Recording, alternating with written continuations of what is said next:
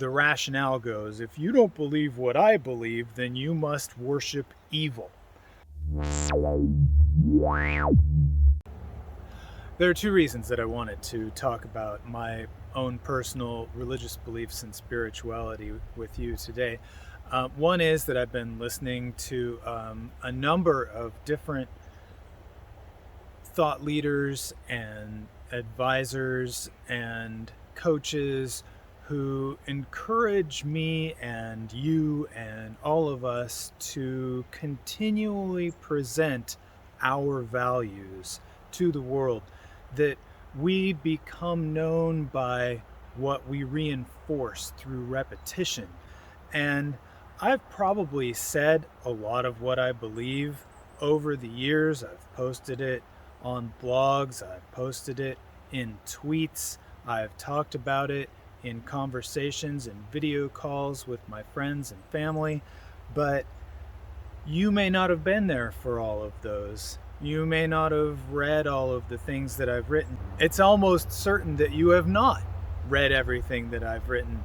So the fact that I wrote it makes me feel like I've already presented it, but that's a flawed assumption. And I need to remember that you don't actually know where I'm coming from just because I think I've already put it out there. I have to put it out there over and over and over so that people will begin to remember that. This goes for anyone, including you, who wants to brand themselves in the eyes of the world. If you're trying to make an impression, you're trying to grow business, you're trying to become known as some sort of independent professional, you have to continually repeat your value proposition to not only your prospective customers, but also to your friends. You need to become known for the things that you want to become known for, or else, as Lita Citroen reminds us, you risk becoming known for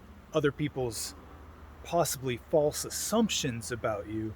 And so make sure that you are continually reminding other people of what it is that you stand for. So that's reason number one.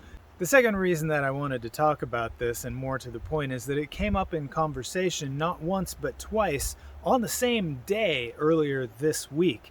And I figured if people are asking me about this in person, then they're probably wondering about it when they see my content on the internet. I was talking to a colleague who also works in the publishing industry. He's been far more successful than I have, and he does great work, and he was kind enough to take a Zoom call with me, and we talked about business and stuff for a while, and it was very informative.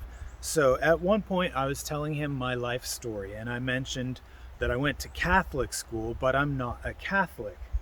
After I said that, he managed to make very overt religious references at least 3 times within the conversation, quoting a pastor, saying things about how God is good, something like this. I don't remember the exact words, and I doubt that it was any sort of conscious attempt on his part to needle me, but I do think that it may have been a subconscious reaction to my statement, because if I tell you I'm not a Catholic, it sort of leaves open the question of, okay, well then what are you? You know, and if I don't then follow up with I'm thus and so, you might tend to jump to conclusions, make assumptions. Oh, well, if Jesse's not a Catholic, then he must be some sort of atheist, or, you know, possibly he's a demon-worshipping idolater. I don't know. And of course, the unfortunate thing in our modern society, I can't blame modern society for this. The unfortunate thing about human nature, going back as long as we have recorded history, and probably as long as people have been genetically human, there is a tendency for people to assume that that the beliefs of other people are evil. The rationale goes, if you don't believe what I believe, then you must worship evil. You can find a lot of examples of this.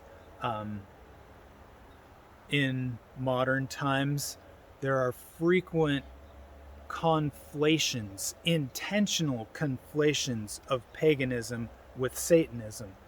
It's not the same thing at all. First of all, Satanism is a made-up scare tactic, fear-mongering thing that people use to just make excuses for their own evil behavior. But second of all, paganism is about loving the planet, loving each other. You can find parallels to this going back as far as you care to look.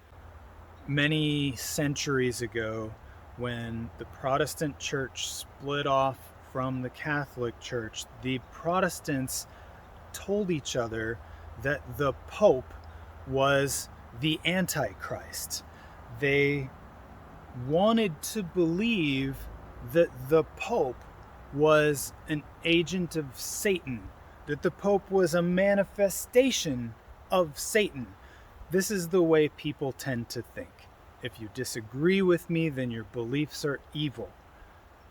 What we need to learn is to recognize the possibility that you can disagree with me and have your own beliefs that I respect, even if I disagree with you. That's the mature perspective. It's very hard to do.